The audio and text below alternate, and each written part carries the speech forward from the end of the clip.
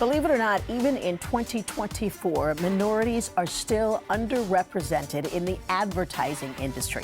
According to the American Association of Advertising Agencies, Black professionals make up just 6% of their workforce.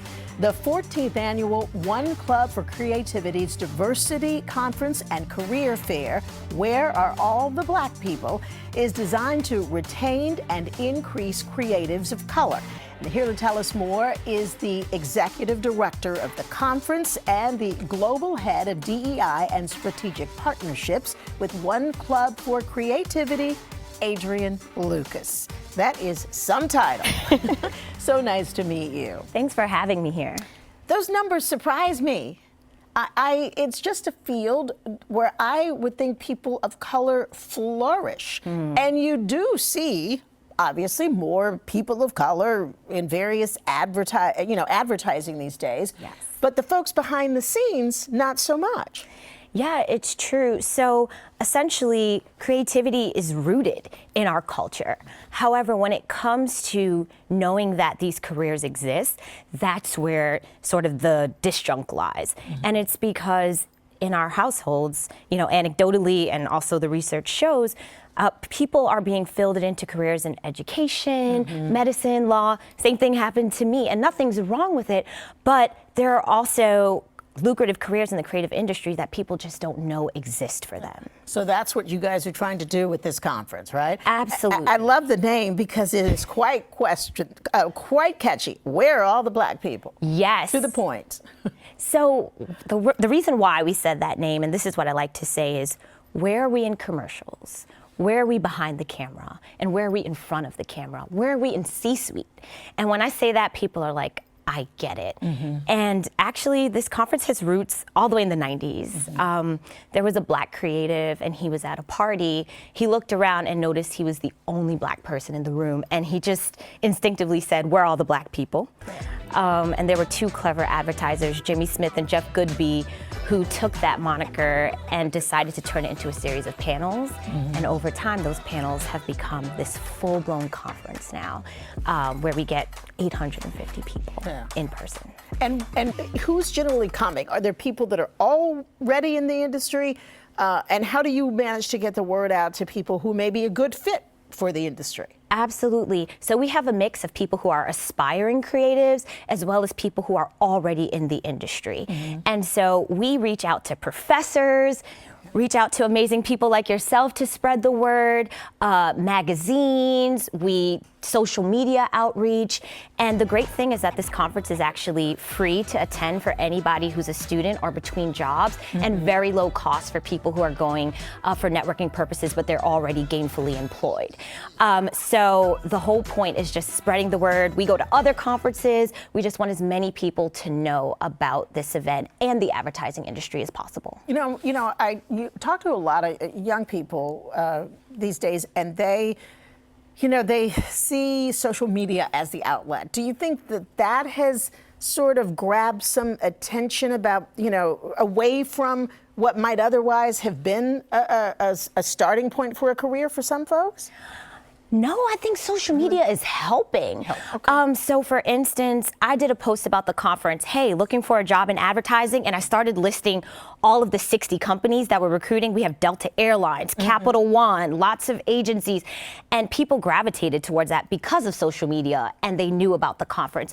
We're also having people that are creators, creating on TikTok and Instagram, who are finding their way into advertising, but starting as creators, and they're getting hired by these advertising agencies to work on campaigns, and then matriculating into an actual advertising career. So I think social media is actually helping. Okay, you just got to get the word out to more people now. Yes. How long have you been in the advertising field? 5 years. Oh gosh, that's so long. That's kidding. But 5 years. Yes. And what was it about this field that first attracted you? Yeah. So before this, I actually worked in the legal career. I'm a licensed attorney, and I really liked being in the legal industry, especially because I love social justice, all things diversity and inclusion, and it's very tied in together. But I also have a love for creativity. I love music. I love putting ideas together. And so I Googled diversity and inclusion and creativity, and I found this organization called the One Club. And I was like, what is the One Club? Because at the time, I really only knew law firms and law schools. And I saw that it was a nonprofit. It's been around since the 1960s. Yeah. And everything they do is about celebrating the global creative community. So award shows, they do creative boot camps and panels and workshops. And I saw that it was helping people sort of express themselves. And that's something that I loved to do since I was a little girl, whether it was drawing, singing, dancing.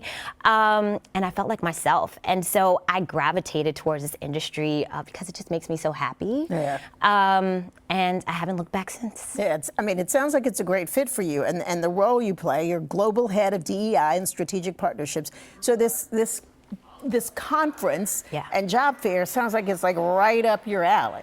Oh, absolutely, absolutely. And this year we have a lot of treats planned for attendees. So first, the keynote speakers are going to be the Earn Your Leisure podcast hosts. So Rashad Bilal and Troy Millings. And they're two men from New York, and they decided to have a podcast to help inspire Black generational wealth and entrepreneurship, but they mix it with pop culture, so it's approachable. Now they have 1.5 million followers, and they're rubbing shoulders with some of the top celebrities, Steve Harvey, the mayor of Atlanta, and we're gonna have panels about upskilling. How do you break into this industry?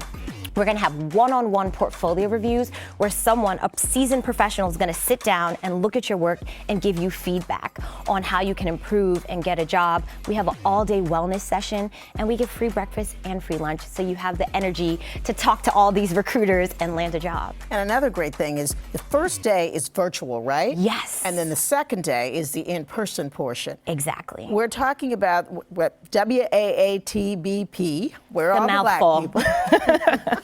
And it's September 26th is the virtual part. Friday the 27th is the in-person. Yes. It's going to be at Brookfield Place. That's 225 Liberty Street downtown. Yes. Manhattan. And to register, waatbp.org, right? Yes. You can find out about the various panels, all the other activities. And we also want to send folks to oneclub.org because we really want them to find out what it is that your organization does. Exactly, because we're a nonprofit and everything that we do is about supporting creatives, whether they're already in the industry or aspiring to enter the industry. And our programs are mostly free, are very low cost. So it's perfect for someone who thinks they might be interested in advertising, but they're not sure. So I want them to definitely visit our website and come to our programs. And before I let you go, just explain to folks again why this is important, why DEI in advertising in this field is important. Yeah, so there's a spotlight on diversity and inclusion right now. We saw how the nation has, put attention on diversity and inclusion, especially after George Floyd's murder and the murder of many others. And what we're seeing is that Black talent, for instance, in New York City, we're less than 8% of the advertising industry, although we make up 21% of New York City's workforce. And that stark disparity is a problem. Yet, as you said earlier, we are drivers of culture, right? So this conference is meant to bridge that gap between our representation in the industry and what we are actually adding to the industry. And we want to make sure that there's no to low barrier to entry. So come as you are, come get a job, and come to learn and meet other people. Yeah, everybody deserves a seat at the table. Everyone. Every table. Adrienne Lucas, thank you so much for sitting down with us this afternoon. And thank you for having me. Our pleasure. We'll be right back.